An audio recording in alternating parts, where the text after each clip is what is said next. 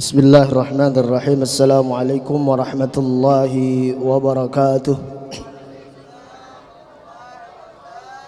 Alhamdulillahi rabbil alamin, wassalatu wassalamu ala ashrafil anbiya'i wal mursalin, sayyidina wa habibina wa syafi'ina wa qurrati a'yunina wa maulana Muhammadin wa ala alihi wa ashabi wa man tabi'ahum bi ihsanin la yaumiddin.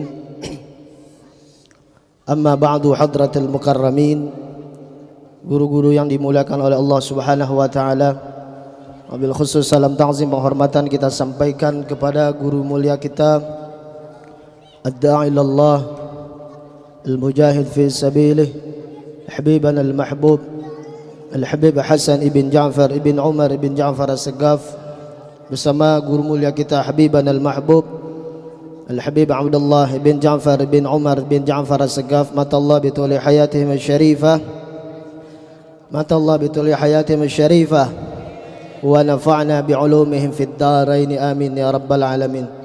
Para kiai, para asatidz, para tokoh masyarakat, wabil khusus pada sahibul bait, sahibul hajah yang pada malam hari ini salah satunya mengadakan acara 40 hari yang insyaallah pada tanggal 13 Agustus. Mudah-mudahan yang kita doakan almarhum atau maghfurlah pada malam hari ini, semoga Allah jadikan kuburnya raudhah min riyadil jannah. Kelak Allah jadikan bisa berjumpa dengan baginda Nabi besar Muhammad sallallahu alaihi wasallam. Para tokoh masyarakat yang mohon maaf namanya saya tidak sebutkan satu persatu, namun tidak mengurangi rasa ta'zim mahabbah kita semua. Kita doakan guru-guru kita yang hadir, ada Ustadz Nur, Ustadz Fadullah, Ustadz Oji, Ustadz Jamal, semuanya yang hadir di hadapan kita. Allah panjangkan umurnya dalam taat dan istiqamah di jalan Allah. Kelak Allah wafatkan dalam keadaan husnul khatimah, amin ya rabbal alamin. Hadirin hadirat yang dimuliakan oleh Allah Subhanahu wa taala, berbicara masalah 40 hari kita memperingati kematian seseorang, berarti kita juga berbicara tentang kematian.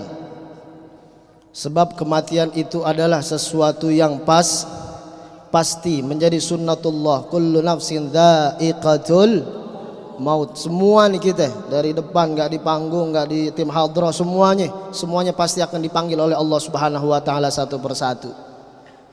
Kematian merupakan sirrun min asrarillah, rahasia di balik rahasianya Allah Subhanahu wa taala. Setidaknya ada 3A rahasia Allah dalam kematian. 3A.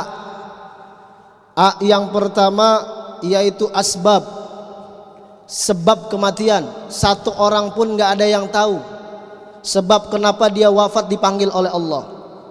Ini merupakan rahasia di balik rahasianya Allah.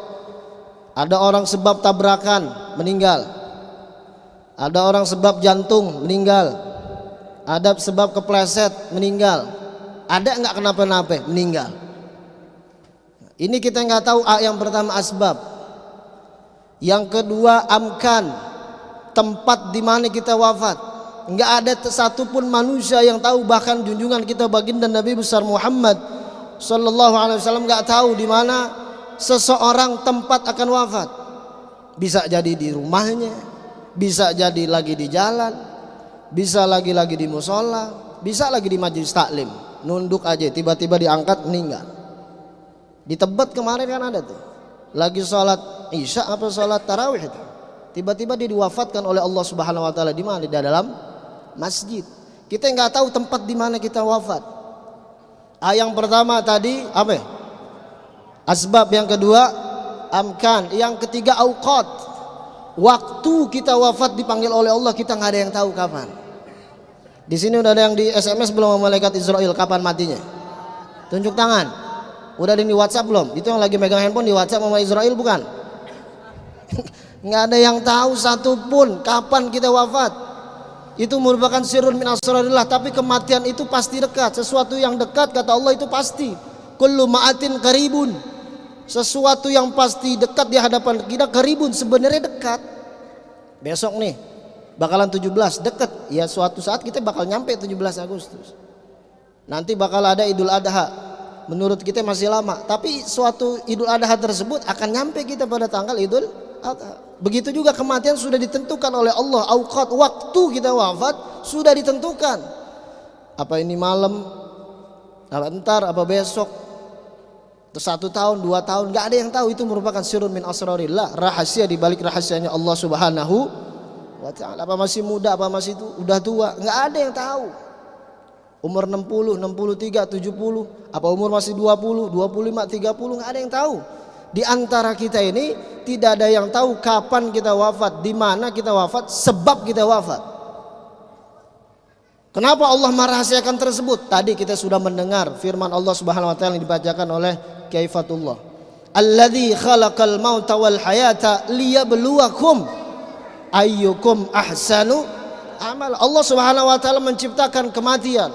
Allah Subhanahu wa taala menciptakan kehidupan untuk apa? Liyabluwakum ayyukum ahsanu amala. Allah menguji kita nih. Kita sejauh mana beramal soleh di hadapan Allah Subhanahu wa taala. Allah pengen tahu mana yang berbuat amal soleh, mana yang berbuat maksiat kepada Allah. Makanya Allah merahasiakan kematian tersebut. Enggak ada yang tahu. Dan kematian enggak sesuai dengan abjad. Tahun ini A, tahun besok B, tahun besok lagi C. Gak ada begitu. Kemarin 2 minggu lalu di kampungan saya, gak mandang umur. Cucunya meninggal, engkongnya masih seger. Banyak gak begitu? Ada di kampungan sini? Ada. Nah, ini merupakan sirrun min asrarillah, rahasia di balik rahasianya Allah Subhanahu. Dan kita semua yang hadir di sini merupakan perantau. Semua kita perantau. Kemarin kita pulang kampung, seseorang yang merantau di Jakarta, di ibu kota, kemudian dia pulang kampung, disebut dengan pulang kampung mudik. Umur kita sudah habis ditentukan oleh Allah Subhanahu wa taala. Kita merantau di dunia ini, dipanggil oleh Allah, disebutnya pulang ke rahmatullah. Dan namanya pulang identiknya dengan senang. Benar gak? Pulang identik dengan senang. Ini saya tanya nih, receh-recehan di depan nih, pecahan beling. Kalau misalkan diizinin sama kepala sekolahnya, sekolah anak-anak guru matematika enggak hadir, anak-anak boleh pulang, senang enggak? Kenapa emang senang? Boleh? Kagak belajar lu, doyan lu kalau belajar. Boleh pulang, boleh pulang. Ini kita yang pulang kampung kemarin, ada enggak pulang kampung orang Jawa di sini? Kita pulang kampung kemarin sebelum habis lebaran tuh, sebelum lebaran dan juga habis lebaran. Senang enggak pulang kampung? Kenapa senang? Karena boleh pulang kampung. Berarti namanya pulang identik dengan senang. Ibu-ibu saya tanya bu, bau?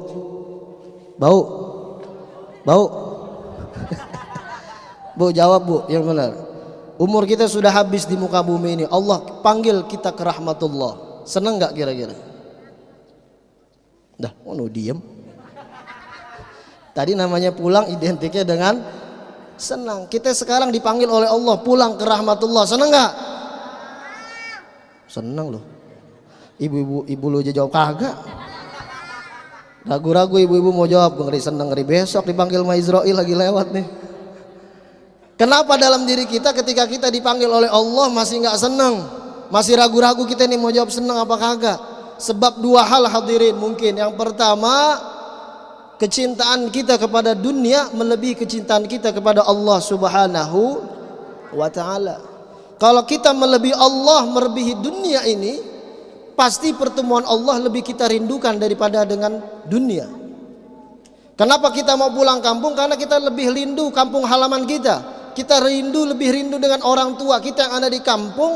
Makanya kita mau pulang kampung. Seseorang yang pulang kerja, kenapa dia buru-buru pulang kerja? Sebab apa? Sebab dia rindu anak istrinya di rumah. Ini sebab yang pertama. Sebab yang kedua, kenapa kita ragu-ragu ketika kita dipanggil oleh Allah? Lebih bahaya lagi nih, mungkin amal kita masih belum cukup. Bekal kita untuk menghadap kepada Allah Subhanahu wa ta'ala masih belum cukup. Seseorang gak bakalan mau pulang kampung kalau belum dapat tiket. Seseorang belum akan mau pulang kampung kalau belum ada bekal selama perjalanan. Bisa keder dia di jalanan 2-3 hari di Brexit tuh lama. Begitu juga kita. Ketika kita belum merasa cukup dengan amal ibadah kita di dunia, lalu kemudian kita dipanggil oleh Allah Subhanahu wa ta'ala, dalam hati kita, wal a'udzubillah, na'udzubillah min dzalik, masih ada takut berjumpa dengan Allah Subhanahu wa taala. Oleh karena itu, dengan kita istiqamah duduk di majelis ta'lim, dengan kita istiqamah melakukan apa yang diperintahkan Allah, dengan kita istiqamah dengan melantunkan, membasahi lidah kita dengan berselawat kepada baginda Nabi besar Muhammad sallallahu alaihi wasallam, fa insyaallah Allah akan mewafatkan kita dalam keadaan husnul khatimah. Sebab kata Rasul, al-mar'u yamutul mar'u ala ma'asya alaih. Seseorang itu wafat, mati nanti gimana kebiasaannya. Seseorang akan diwafatkan oleh Allah, biasanya diwafatkan oleh Allah gimana? Biasa dia gimana hidupnya? Hidupnya biasa ngetrek-ngetrekan tiap malam minggu, ya matinya di ajang trek-trekan. Hidupnya biasa dia sholat duha. Sering kita, tetangga kita, guru kita dengar wafat. Kapan matinya? Habis sholat duha. Sebab hidupnya biasa sholat duha. Sering kita dengar orang tua kita, guru kita, matinya kapan, wafatnya kapan? Setelah habis tahajud. Berarti hidupnya dia sering sholat tahajud. Makanya mudah-mudahan kita yang hadir di sini habis taklim nanti kita diwafatkan oleh Allah Subhanahu wa taala. Lah amin, semua kagak bisa hadir entah. Malam minggu depan, Selasa depan sepi. Mudah-mudahan kita semuanya diistiqamahkan oleh Allah. Kelak ketika wafatkan dalam keadaan husnul khatimah, berjumpa dengan baginda Nabi besar Muhammad sallallahu alaihi wasallam. Ya Allah biha, ya Allah biha, ya Allah bi husnil khatimah. Ya Allah biha, ya Allah biha, ya Allah bi husnil khatimah. Wa akrimil arwah minna bil liqa khairil anami. Wa sallallahu ala sayyidina Muhammadin wa ala alihi washabihi wasallam. Wal afu minkum. Assalamu alaikum warahmatullahi wabarakatuh.